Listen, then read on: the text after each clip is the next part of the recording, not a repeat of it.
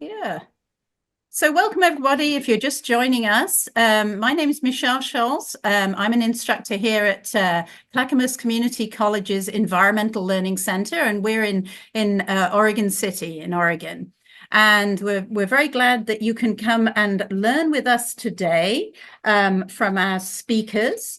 And our main speaker today that will be introduced by Alexis is going to talk about the remarkable bees of Oregon and how to welcome them into your backyard. But before I turn over to Alexis, I do need to thank our sponsor, Clackamas Water Environment Services, for their financial support that allows us to offer these programs for free, which is wonderful to share the knowledge. I'd also like to thank our community partners, and they are Clackamas River Basin Council, of whom we have an introductory speaker today. That'll be Dakota. We also are supported by Clackamas River Water Providers, Clackamas Soil and Water Conservation District, Greater Oregon City Watersheds Council, North Clackamas Watersheds Council, and Oak Lodge Water Services. So with that, I will turn things over to Alexis, who will introduce our speakers for today. Thank you. Wonderful. Thanks everybody for joining us. A couple of brief housekeeping things, and then I'll introduce our speakers. Looks like our settings are working this week to have everybody muted upon entry. So thank you for staying on mute for us. If you guys have any clarifying questions or questions generally, please go ahead and post them in chat during the meeting. I will be keeping an eye on chat and collecting questions that come through both during the presentations as well as at the end. And we'll have about 15 minutes for Q&A right before 1 o'clock here. So with no further ado, it's my pleasure to introduce our speakers. So Dakota is the Communications and Program Manager at CRBC, which is the Clackamas River Basin Council. Dakota earned a Bachelor's of Science in Environmental Science and Management from Portland State University with a focus on freshwater restoration, and a Master's of Science in Entomology with a focus on education and outreach from the University of Nebraska-Lincoln. Dakota is an entomologist with a heavy focus on community outreach, youth programming, and science education. She's passionate about issues surrounding equity and access to natural spaces and environmental education, and she's been living in Clackamas County since 2007. When not at work, Dakota can be found with her animals, of which there are many, and hiking with her husband and daughter, or hunting for bugs. And then we also have Andony Melathopoulos, who is an associate professor of pollinator health extension at Oregon State University. Andony is the extension educator for a range of initiatives, including the Master Melittologists, the Bee Steward Program, and continuing education credits for licensed pesticide applicators. Andony is also the host of the podcast Pollination. One more thing before I turn it over then to you guys is I will also be possibly popping some links in chat as we go through the day, and we will also be sending links as a follow-up email to folks. So with no further ado, Dakota, you are up, and Andony, if you want to get screen share going too, we'll be ready to roll. Awesome. Thank you so much, Alexis. Yes, my name is Dakota. I am with the Clackamas River Basin Council. Need to orient my screen here, one moment. And I'm very excited to be introducing today's topic and awesome presenter to you all. So thank you so much for having me. So despite their lack of having one, insects are the proverbial backbone of all food webs. And pollinating insects hold an even more special key to the survival of many, if not all, ecosystems around the world. They are staples of a healthy ecosystem that is in turn able to support everyone else, including humans. Insect pollinators are responsible for the successful reproduction of over 80% of the flowering plants in the world and more than 2/3 of the world's crops. Within the United States alone, pollinators provide over $200 billion worth of ecosystem services per year. Further, bees specifically are both keystone and indicator species, elevating them to a higher importance in the success of any given ecosystem. A keystone species is an animal who has a disproportionate effect on their environment, and an indicator species means that we can look to bee populations as a reflection of other environmental factors, both good and bad. Here in Clackamas County, we are lucky to have an abundance of native bees that have evolved and adapted here alongside the native plant assemblages, working in harmony over millions of years to create a functional ecosystem together. This coevolution and co-adaptation means that our bees and plants function really well together. However, some of them are quite dependent on one another to the point that they cannot survive without each other, and they become less resilient to disturbance. When introduced species take over a habitat once populated by native species, the native species are outcompeted, and that habitat becomes overall less functional for everyone, again, us included. Even with species that are not co-adapted, we are all deeply connected.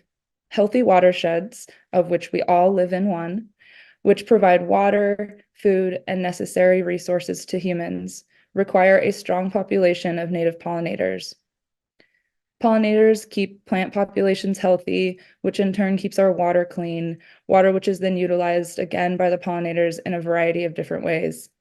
There is really just no getting around the intrinsic interconnectedness of humans and pollinators. It is estimated that 1 in 5 invertebrates is at risk of extinction. For some perspective, of the estimated 30 million known species living now, 90% are invertebrates.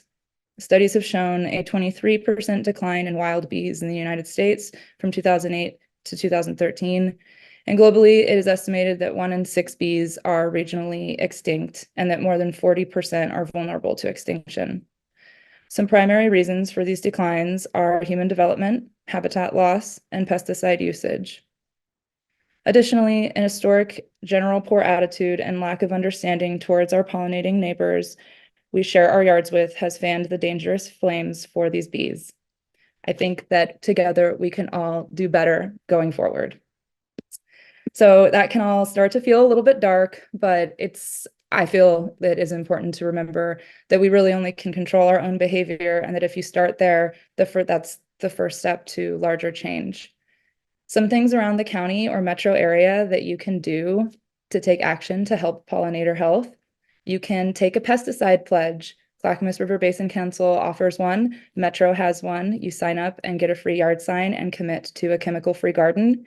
You can make a pollinator garden in your space. You can look into native plant lists like the extensive Portland plant list for what to put in your pollinator garden.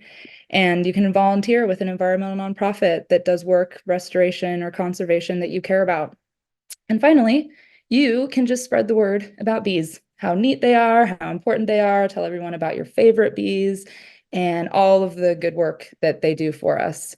And my favorite bee is a cuckoo wasp. I enjoy kleptoparasitism very much. So without further ado, I cannot wait to hear from Andony and learn so much more about bees. Thank you all. Thank you so much, Dakota, and thank you to the Environmental Learning Center for hosting this today and for all the sponsors. I want to talk today about, we're going to take a walk on the wild side. Dakota set it up really well. I want to introduce you to some of the wild bees of Oregon and how to introduce them into your backyard. I want to do 4 things today. I want to touch on the bees that aren't wild in the managed bees that we have in the state. But then I want to transition to where these wild bees are. That's going to lead to a discussion of this wonderful program that we have here in Oregon, the Master Melittologist program. And I do see Stephanie Hazen, one of our Master Melittologists, on the call today. And then we're going to talk a little bit about what you can do in your backyard, pick up on where Dakota kind of set up for us and what you can do to help bees, the unwild bees.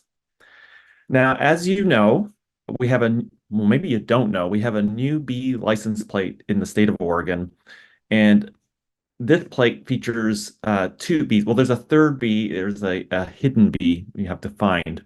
The bee is now available at DMV, but if you look in the top right corner, we have a bee, a honeybee, which is, not a wild bee. There she is. So let me give you the nickel tour of these unwild species, which you likely are familiar with, and I see a number of you in the beginning of the chat listed them. This is what you're probably used to when it comes to bees. This is a honeybee colony, thousands of nestmates working side by side with one queen dominating the reproduction. These are the bees that make honey. That's why they're called honey bees. The other bees that I'm going to talk about today don't make honey. These bees are really important for agriculture. Here you can see we're in the Dalles. We have some wonderful sweet cherry production in the Mid-Columbia region. These honeybees are used throughout orchards. They're used for seed production. Here's a crimson clover field just off of I-5. Crimson clover seed produced in Oregon is used in restoration and cover cropping across the United States. Our bees also move around the state. So as you get into July, they'll move across the Cascades. There you can see Mount Jefferson in the background. They're pollinating the nation's carrot seed supply.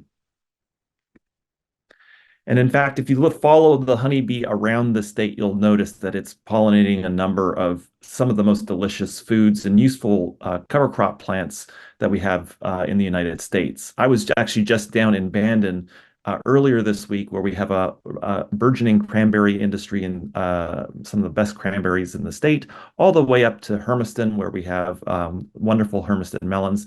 These are all primarily pollinated by honeybees. There are two other managed bee species in the state that I want to draw attention to, and they pollinate all that purple on the east side of the Cascades. That's the alfalfa seed crop. Alfalfa seed is used for livestock forage across the United States. This bee here is called the alfalfa leaf-cutting bee. It originated in Turkey. It found its way into the United States. It was an exotic bee. Growers of alfalfa seed noticed they would get higher seed yields when they had old barns with little holes in them. And they noticed what was going on is, as you see on your right, these bees nest in cavities. They use a little leaf disc to partition the room, partition the cells where they rear their bees, rear their young. And you can see on the left, growers have learned to make artificial huts with these blocks, and they propagate these bees for alfalfa production. The second bee that I showed you is one of I think my favorite bee. This is the alkali bee. It's a native bee to Oregon, but growers have learned in Eastern Oregon, it's the only place in the world that people have figured this out, how to create the nesting beds for these native bees. And I'm going to show you a video of these bees nesting side by side by side. There she is. They like these alkali water beds, alkali flats where the water recedes and you get this nice crusty soil. The growers actually put hundreds of pounds of rock salt down and irrigation underneath these beds, and they get these large aggregations of these bees that go out and pollinate that alfalfa in the background. If we were to follow one of these bees down their hole, you would see there are these little chambers, and in the evening, they create the chamber, and in the day they fly out, they collect the pollen, they put it in a little ball, they lay an egg on that ball, and they do this maybe 12 times before they die. There's only one individual here, and this brings up an important point about many of the species of bees in our state. They don't form colonies, they're solitary. And most of the species of bees that we have in the state will nest in the ground in this way. So after she's done making this nest, she will die. That hole will naturally backfill, and those bees develop. And right now, I swear, if you go into your backyard, if you had special eyeglasses to see, they don't exist, but if you had a way of identifying where these nests are, there are probably tens to 50 nests somewhere in your backyard. They just are there already. So I've talked about these bees, these managed bees that we have. There are some other ones as well that maybe are not quite as important to Oregon agriculture. One is the mason bee, and mason bees, I saw a number of you have mason bees in your backyard. They're also used in commercial orchard production. Here you can see on the right in California almonds, a commercial setup of mason bees. This is a native bee, and we propagate a lot of them in people uh, have them under cultivation. They grow them on fields like this meadow foam that you see on the left. We get lots of cocoon production, and those are used again in the production of tree fruit in the United States. I want to point out that we do have some resources at Oregon State. For those of you trying to get into mason bee production, we have this little card that you might have seen our volunteers distribute around at farmers markets or at the plant clinics. Also, if you go to the Master Gardeners, our Master Gardener program have a lot of training on how to manage mason bees. And to that point, I have my first link. I have a number of these links through the talk. If you have your phone separate from where you're watching this and you turn the camera on and hover it over that QR code, you will get a link to Bee Notes. Lynn County Master Gardeners have this wonderful resource that gives you timely updates by email of what you should be doing with your mason bees. It's really great. Check it out. But I do want to point out that on this license plate, we have a red clover field and we have a native bee that is very important to the production of red clover seed, another important legume that is used across the United States. And if you go into any of these red clover fields in July, you'll see many native bumblebees, and they are critical for this crop. It's probably the one crop in Oregon that is heavily dependent on wild bees for its yields. I know that was breathtaking and it was fast. It was supposed to be a nickel tour, but what I want to focus on today are these wild bees and where you find them. Maybe some of you are birders and you're frustrated with the bees. You know there's a lot of them, but there's no resources for being able to identify them. I am happy to report, just published this year, is the first kind of field guide to the common bees of Western North America. I have the QR code to this book on this slide, but you can just see they've really filtered out the bees that are quite common with descriptions of them. It's a great resource if you're interested. If you flip through this book, you'll see that there are a lot of different bees. They range in size from these big bumblebee queens that are going to start flying in the next few weeks. Down to the bottom right-hand corner, we have a small, tiny bee, a speck of a bee in the genus Perdita, our fairy bees. Their behaviors are very different. Some of them are social. As Dakota pointed out, some of them are parasites on other bees. Many of them are solitary. They vary in their effectiveness as pollinators. Some are wonderful pollinators. Some actually just steal the pollen and don't set the seed. It's very complicated what goes on out there. But what I want to focus on today, when it comes to restoration and the charge that Dakota gave us at the beginning, are the floral choices. These bees go to different plants. There is not one super bee plant to rule them all. If you want to have a diverse land, if you want to support a lot of bees, you have to really think carefully about those plant choices. Here's the equation for, what a bee needs. A bee needs a place to nest. We've already talked about that.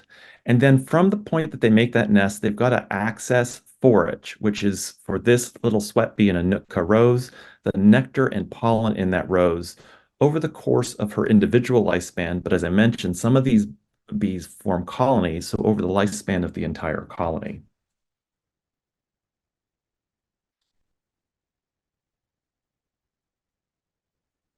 Now, I want to just let you know, you probably already noticed this, that different bees are on different flowers. And some of this has to do with the bee's ability to access.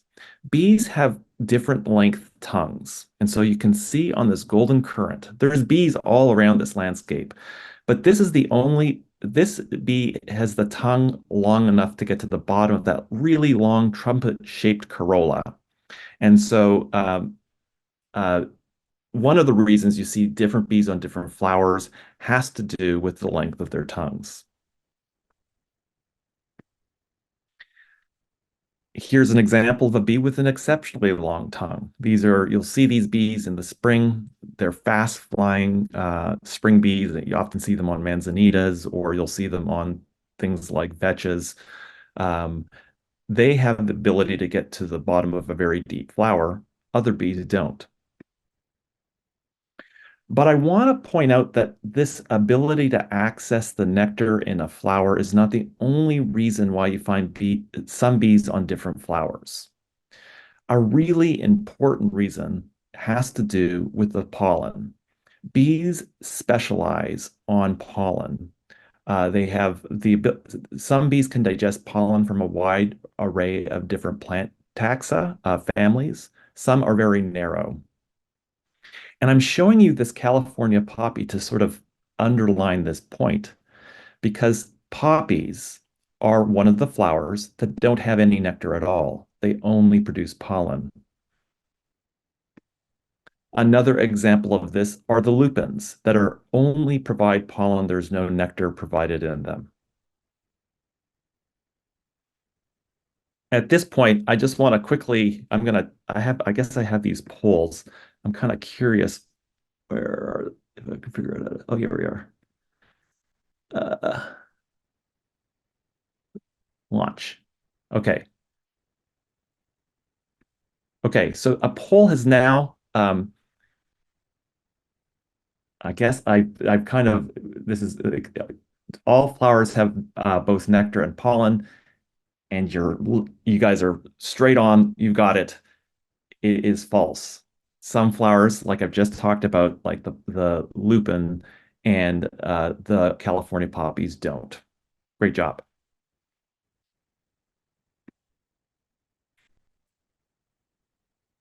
Oh, and this is where, just to show you, you're all bang on. You're following me. You're following me perfectly. Okay.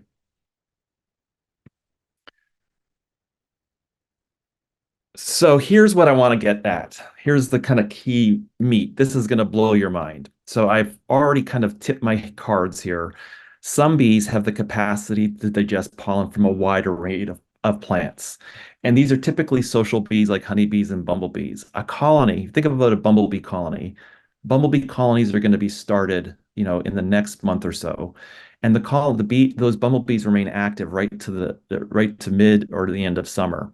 They have to, the plants that they see in the spring are going to be gone in the summer. And so they have evolved the capacity to digest pollen from a wide array of plants. But we have many species of bees in the state that either will collect and digest pollen from one family of plants, or we have some extreme specialists who will only collect and digest pollen from a single genus of plant. These all have fancy names. The wide array of plants is polylactic. The narrower range is oligolactic. And the ones that go to a very narrow range of plants is monolactic. Now, here's a plant that I dearly love. It's a wonderful, all the shrubs in the genus Ceanothus, including our native Ceanothus, are wonderful shrubs for bees. If any of you have ever grown a Ceanothus, it just hums with bees when it's in bloom.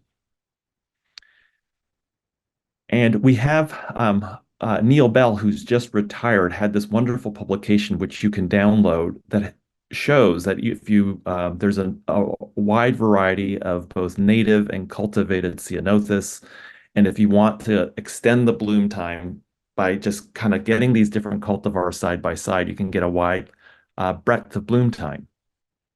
But I'm here to tell you that when you look at the bees on something like a California lilac, they're not that weird. There's a lot of bees that are polylactic on something like a California lilac. If you want to see some stranger bees, you have to look further afield. So where the weird and wild bees are, if you want to find the bees with horns, the strange, there are actually bees with horns, the bees that are going to, change your life because they're so strange and odd, you have to plant different things. Here's an example of a whole genus, the genus Melittologists, the sunflower bees, that are only found on plants that are composites. You will only find them on things like on the east side, rabbit brush, but also if you grow sunflowers, you'll see this bee for sure, see members of this species on your sunflowers.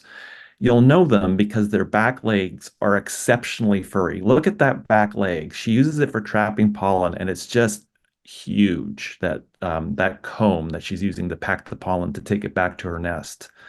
Also, the males have very, very long antennae. Check it out next time you're looking at bees on your sunflower. You'll find these.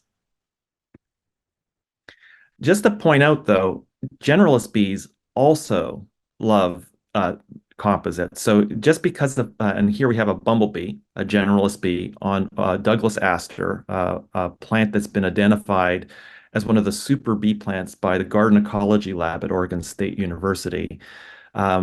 Just because a plant has specialists doesn't mean that it only has specialists. It can have a whole wide range of bees.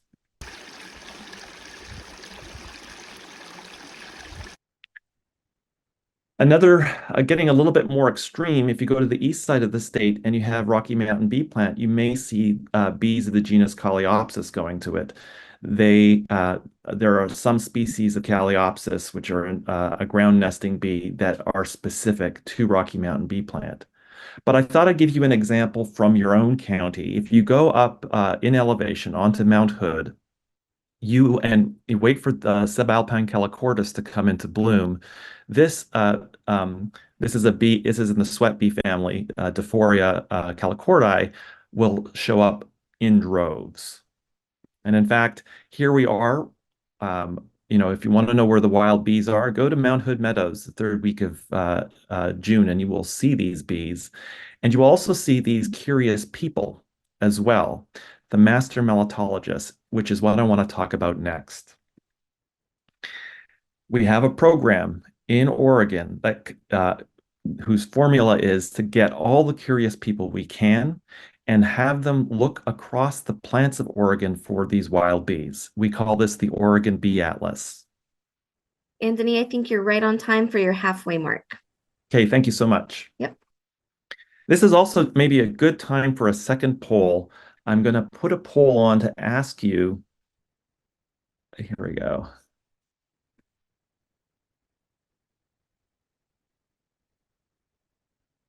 Oh, no, that's not the one. This one here. Okay. How many bees, wild bees, do you think we have in Oregon?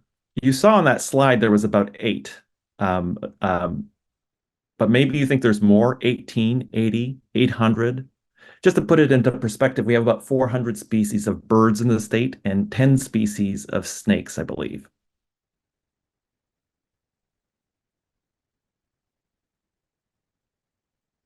All right, I'm seeing your answers come in. There is a fierce battle going on between 80 and 800. And this is Price is Right rule, so the closest you are without going over.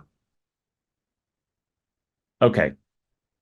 I'm going to end the poll and point out that there's a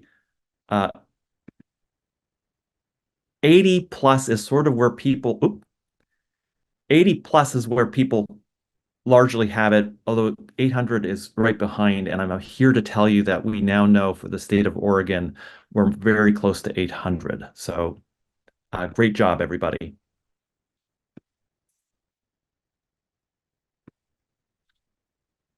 But I will point out that while I can give you a number, I want to tell you that it's based on very little data. Here we have a map of the United States. You see a number of dots on this map. You notice the dots are different colors. The darker the color indicates the number of species that have been detected. And each dot indicates the substantive surveys for bees that have been done in the United States back to the 19th century. Notice there are not as many dots as you would think. There's been a lot of attention to bees. You would think the whole nation would be full of dots by this point, but it's not the case.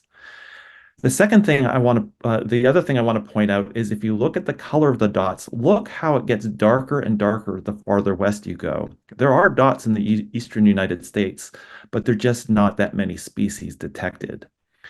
And if you look at that area bounded by Idaho, Oregon, and Nevada, you would think there'd be a pretty dark dot there, but we hadn't really had a good survey of this region in history. Now, one of the problems is, and I've got another QR code here. There's, if you do this, it will show you the species of bees that have been identified using images. Um, if we, uh, if you, One of the problems is if you set people out, like if you said, take pictures of bees, there's only so many species you can identify. So of the 800 species, there's only about 170 that can be identified from a photograph. Like you need a specimen to be able to identify a bee. And so part of the problem is specimen collection. It seems complicated. How are you going to get people out to see all these bees? You know, scientists only have so much time and so on and so forth. And so we look back in history to, a model for doing this. And Charles Robertson was our model. So Charles Robertson was the son of a chemist. He had a lot of disposable income or something because he went into as just an amateur, he went into Southern Illinois and he made the richest record of bees and plants that had been done up to that point in history. So you can see in his ledgers, he's got species names of bees, and then he has corresponding names of plants. It's really rich and really not equal. And we thought, well, if Charles Robertson could do it, I'm sure there's people in Oregon who would be really excited and interesting to make their own ledgers. And that is what the Master Melittologist program here in Oregon is all about. We have people who are fascinated with bees, who really would like to scour the state and fill up our understanding of where those bees are, where they live, and something about their lives. We have a very simple system. Here you can see Martha Richards, who's in Portland, and Pam Arian's going to come in a second. They go across the state, and what they do is they look for bee plants like this vetch. A lot of them are retired professionals. They don't want a lot of paperwork. So we came up with a real easy way for doing this. They use their smartphone, they take a picture of the plant, and then they collect the bees, the specimens, and then they associate it with this record, this iPhone record, and it creates records that are highly accurate. Um, um, and also creates the connection between the bees and the plants. So those plant records that are captured on their iPhone and all the data that the iPhone captures on location and date, it gets translated using this computer script in these tiny little insect labels that the volunteers put on, creating museum quality specimens, many of them going to the Oregon State Arthropod Collection for permanent storage. And folks have been using this method and going right across the state and documenting the bees in all sorts of corners of the state. Hell's Canyon, the Steens Mountains, on Columbia Land Trust properties, out in the middle of the desert. So these volunteers have done a remarkable job. And you might see them in Clackamas County, sitting at a picnic bench after their day is done. They're very productive. And if you just look, when we started the program in 2018, you can see all the dots that they have created. Oops, let me just move this out of the way here. Each one of these dots is where they've gone. And you can see if we just focus in on one of the counties in Deschutes County, you can just see the level of collection they have done.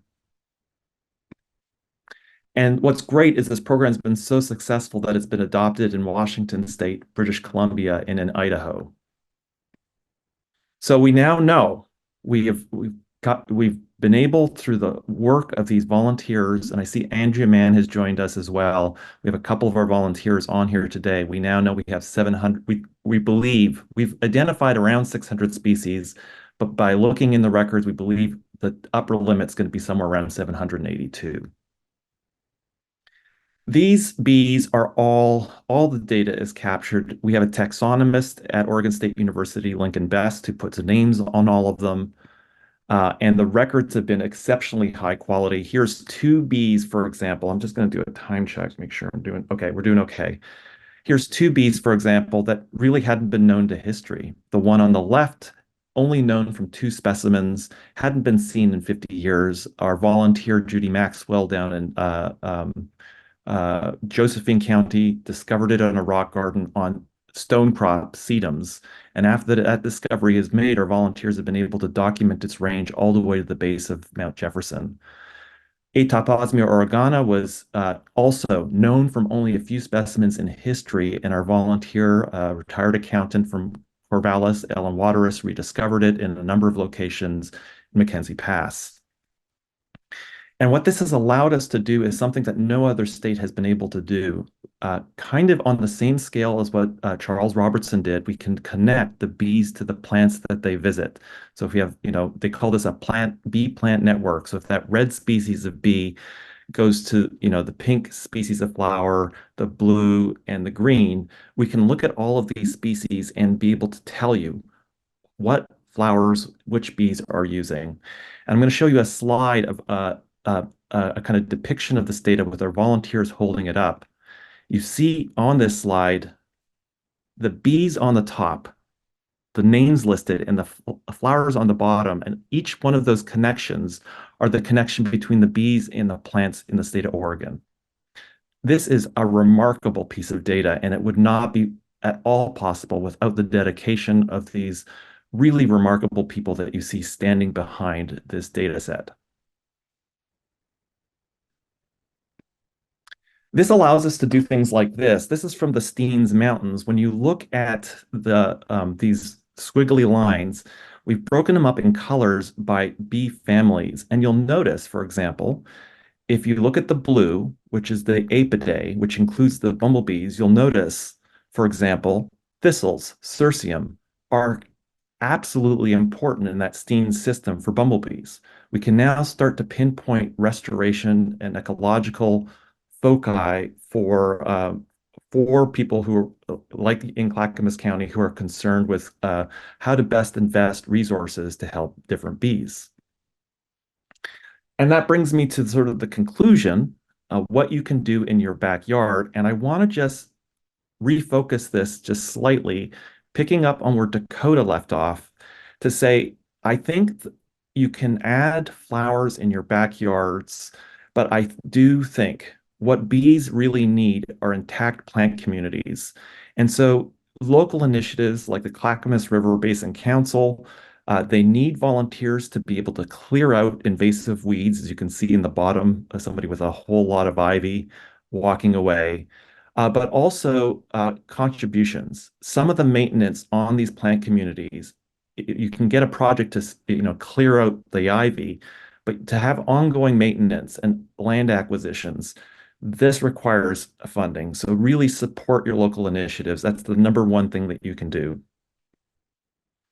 But I did want to go through what we found in Clackamas County so far, going through our iNaturalist project, which the volunteers use to document the plants that the bees are on. Here are the top 15 species that most of the observations have come out of Clackamas County, filtered for plants that are not, exotic. And you can see a number of plants that self-heal, Oregon grape, Oregon sunshine or common woolly sunflower or camas, plants that you probably recognize. I wanted to highlight a couple of them that I think are maybe that attract some of the more odder bees. The first I would recommend are the mallows in the genus Sedelsia. There's two mallows growing in Clackamas County, Oregon checker mallow and checker bloom. They are wonderful plants. They're easy to grow. Perennials. If you grow mason bees, they'll bloom just at the end of your just at the end of the mason bee reproduction. So they're great. Anything in the bean family is good. And if you look at the Willamette Valley legumes, we have about 10 species of native lupins, 4 trifolium or clovers, and 3 of the deer vetches. So there's a lot of variety to choose from when it comes to the legumes. I also want to plug our plume thistles. As you know, Cirsium, as I showed you on the graph from the Steens Mountains, are really important, but there's also many invasive Cirsiums, as you know, terrible invasive weeds in this group that have been introduced. Nevertheless, there are 3 native thistles in Clackamas County. I actually have Cirsium edual growing in my backyard. they are really high value, and if you can get them established, they really pay off in terms of bees.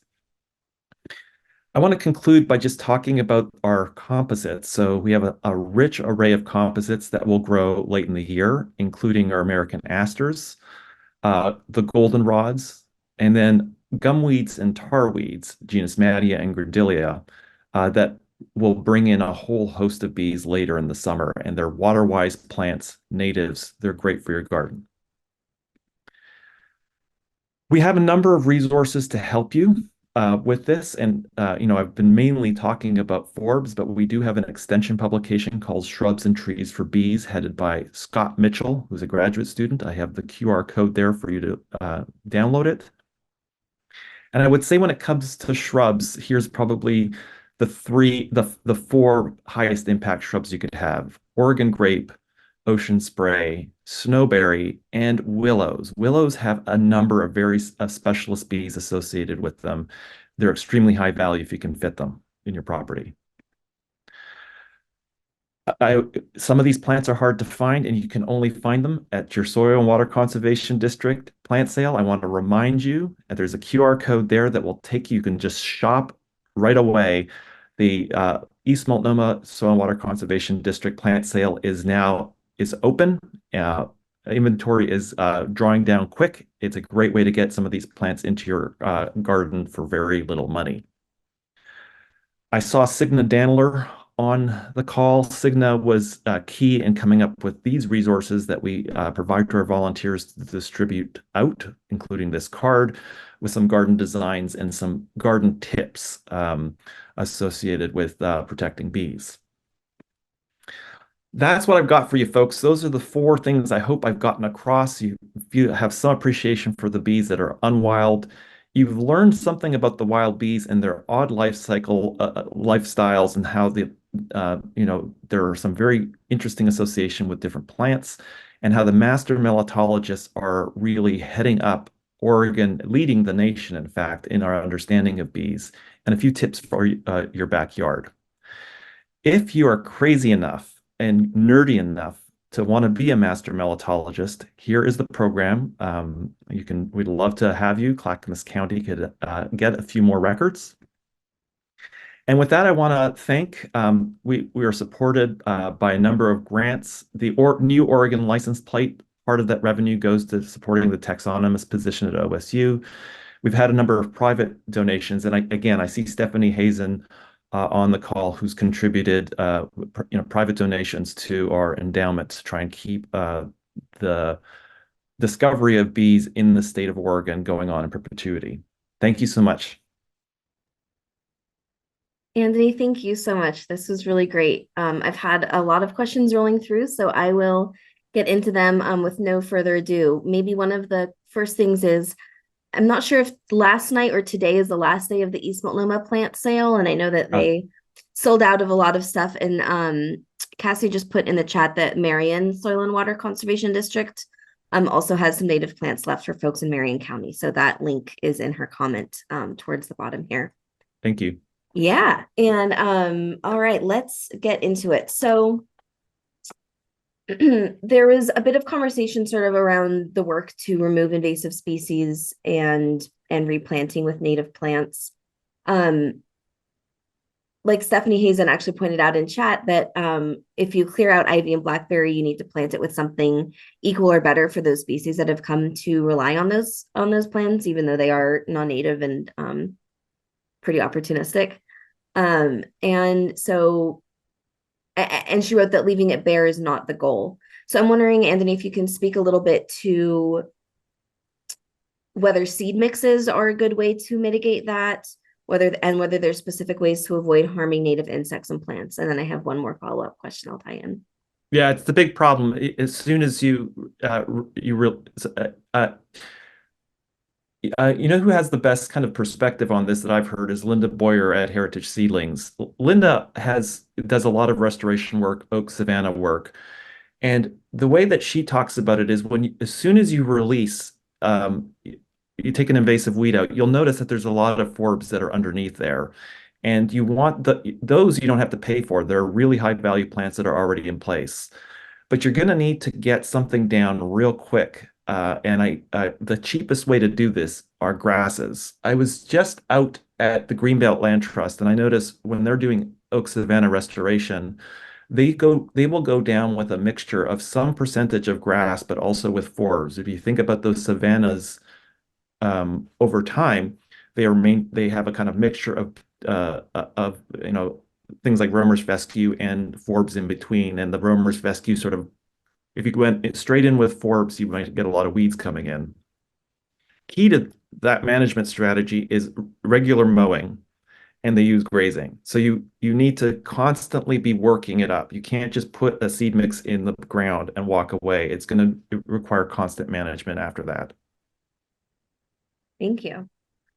And a related question was, especially because like Stephanie wrote, like leaving it bare is not the goal, and that's definitely true on a whole site-wide basis. But because you talked about how so many of our, native wild bees are ground nesters, can you talk a little bit about how to provide accessible space for ground nesting bees in the landscape while also keeping like soil mulched or planted to retain soil moisture and soil life, basically? So the question is kind of like how much open soil is needed for those common native ground nesting bees. I'm a big fan of chewing gum and walking at the same time. Mulch is essential in a garden setting.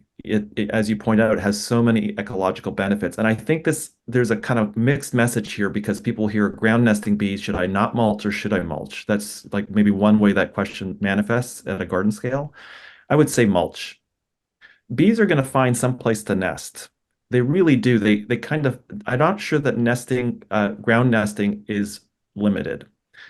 And so my advice, and I think in the garden designs that we have from Oregon State University, is have a garden path that is, pebble and soil, or have a rock feature, and they'll go there. But don't mix up good gardening practices, which always involve some kind of mulch, with ground nesting bees. You can do both at the same time. And really, don't sacrifice the mulch. We really want to keep that water in the ground and keep those weeds at bay without using pesticides. Thank you. Someone was asking, are there any websites that would have bee and pollinator and native plant relationships in other parts of the world beyond Oregon? Like you mentioned that we're kind of leading the nation here. So I was curious if there's anywhere beyond.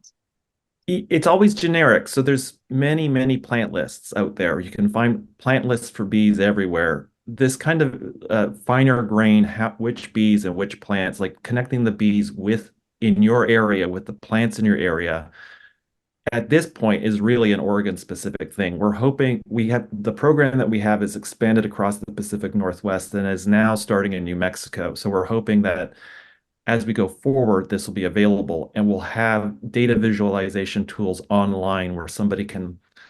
Oregon Flora is, if you don't know Oregon Flora, it's a wonderful website, a great institution where you can make a little square around your area and it gives you a plant list. We would really like to have something analogous to that when it comes to bees, so you can see which plants and which bees you have in your local area. Give us a couple years.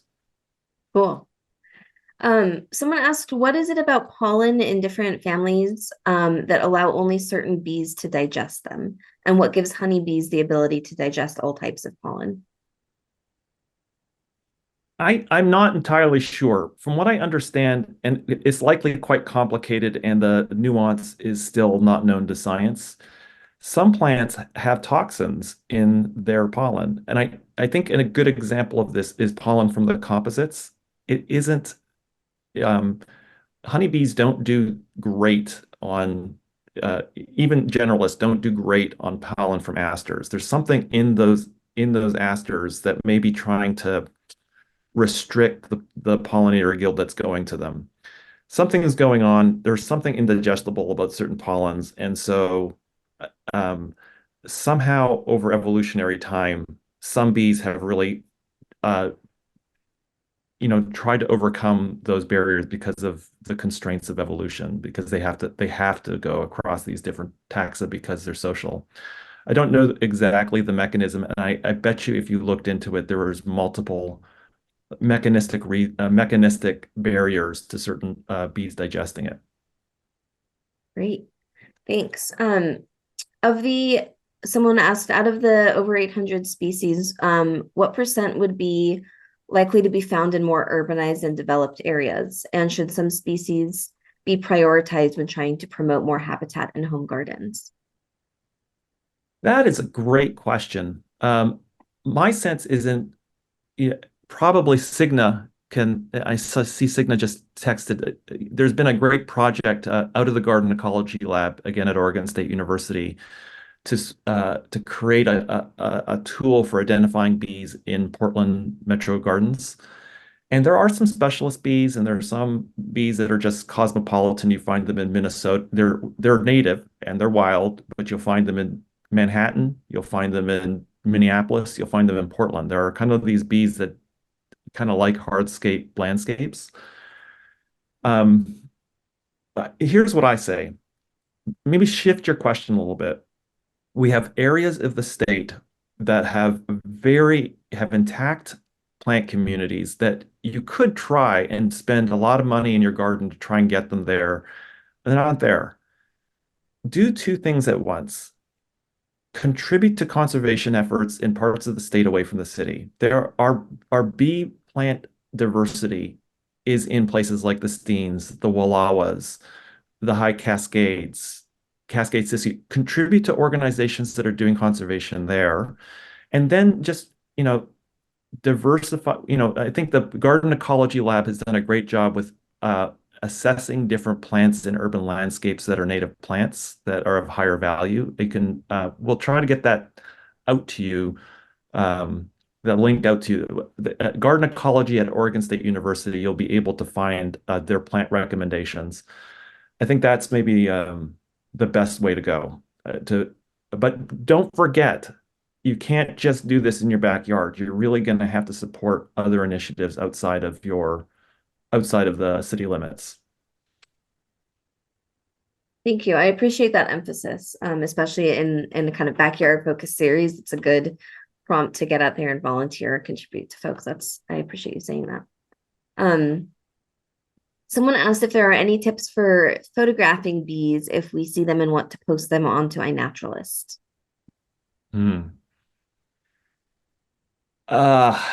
Take a lot of pictures.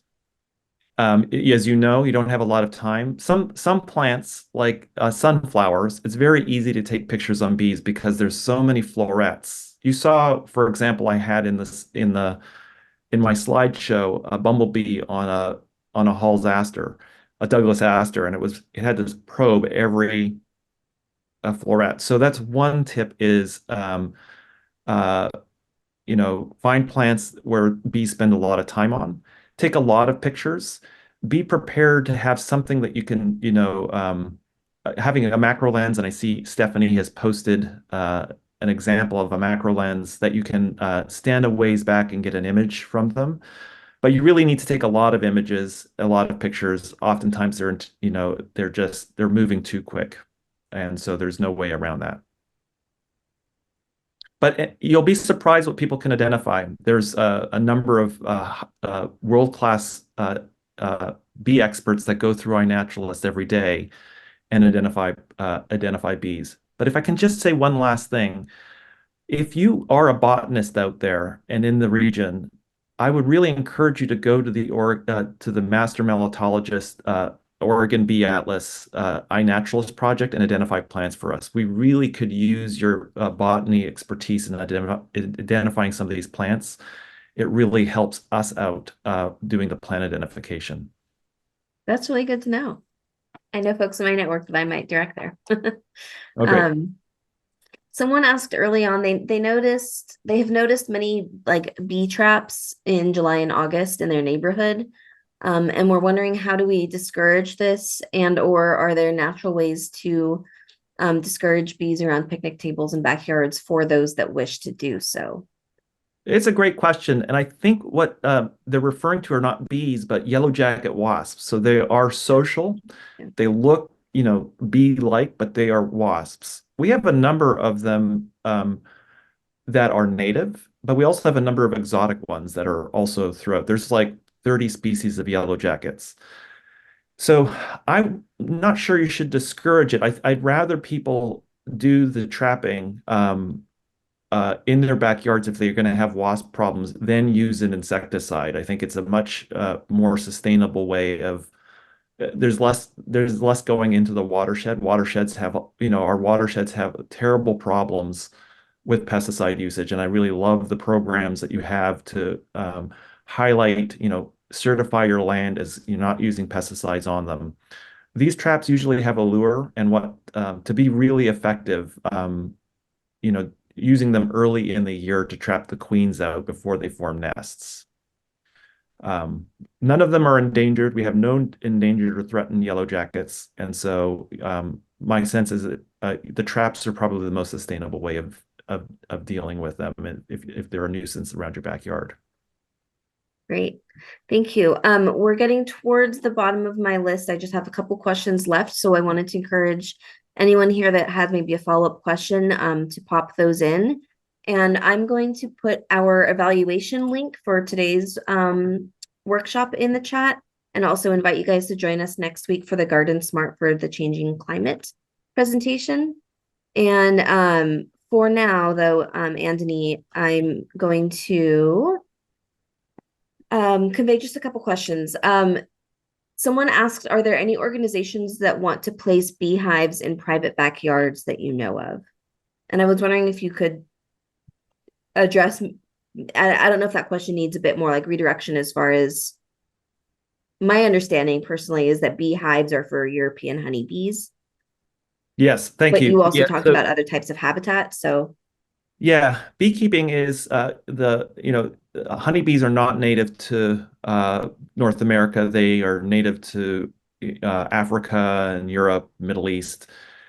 People keep honeybees in their backyard, and if you want have a honeybee colony in your backyard because you want some honey or something like that, it is a way to go. But you can also, if your primary motivation is I just need some pollination, and you have a couple of fruit trees, moving a honeybee colony in is super overkill, and it's a lot of maintenance, and it's a lot to have on a property. You may consider mason bees, or you may just, I'm telling you folks, there are these bees, they're in your backyards already. Just take a look at what's going on. Sometimes you have, like we had last year, where it's cold and rainy and you couldn't get pollination of your fruit trees, even if you had bees. It was just cold and rainy, and that just happens in Oregon. So if you really want to get into beekeeping, join a beekeeping club. It's way more complicated than you think. Keeping bees alive is hard, but you're doing it because you want to get into apiculture. If you want to help bees in general, plant flowers, or the other, again, I'm going to plug it again, support your local initiatives that are trying to keep plant communities intact. That is way more important than anything. great. In the context of backyard habitat for bees and particularly inadvertent habitat, someone just messaged me that they've had bees using chickadee boxes and wonder what you make of that. Yeah, so that is one of our bumblebee species, Bombus melanopygus. Is most of the bumblebee species nest in the ground. This one loves bird nests above ground. I will point out it's the bumblebee nest that finishes this earliest. So those bumblebees will be done by late July. So if you just wait, the nest will die out naturally, and you can clean it out and enjoy the bumblebees. Then it won't be dangerous, and they'll be a lot of fun to watch.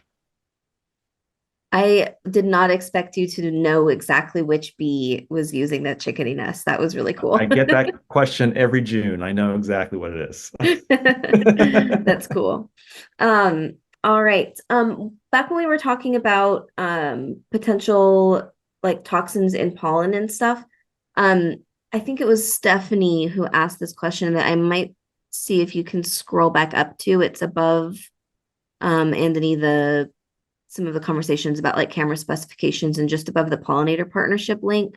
Okay. Yeah. And so it wasn't Stephanie that wrote this. But Douglas aster is widely recommended as a pollinator plant and attracts loads of bees. Yeah. And they ask, and they put in a scientific name that I'm not going to embarrass myself with. Is it okay, or just aster species that could be toxic? Yeah, so Cigna design those landscape designs that I showed you earlier. Signa, I don't think that's an issue. Like, I think it's not, you should plant it anyways. It's not because certain bees are going to avoid it. They're just not going to collect off it if they don't, if they, they're going to go elsewhere. So I would not worry about it. It'll sort itself out. And oftentimes, I think the way that this gets adjudicated in landscapes is bees will mix, generalist bees will mix pollen together. And so if you excluded it and that was the only thing at a monoculture, there may be some issues, but they're likely going to be mixing it, diluting it when it goes into a larva. So, God, these questions are hard. Well, that was the last one I have. So I'm sweating, folks. I would not have guessed that. You've been fantastic, Andony. Thank you so much. Thank you. And we're just about at time and not seeing any other questions come through. I'll put that evaluation link in chat for each of you to click on before we wrap up here today. Thank you so much. We'll be back same time next week to talk about gardening smart for the changing climate, which is always important and relevant to think about. So Michelle, anything else before we wrap up? Anything else? No, just to thank both of our speakers.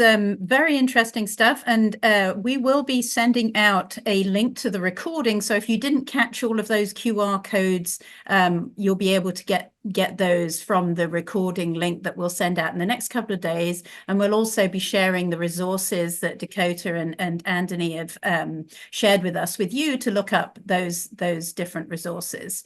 Yes, Yeah, I would just say, please fill in our evaluation because that really helps us when we are planning talks for the future. So thank you. Yeah, for doing that. I realized one thing on the context of resources and links that we'll be sending out. I tried to capture some of the links in the QR codes that Andony shared. And then also in Dakota's introduction, she referenced some really striking statistics.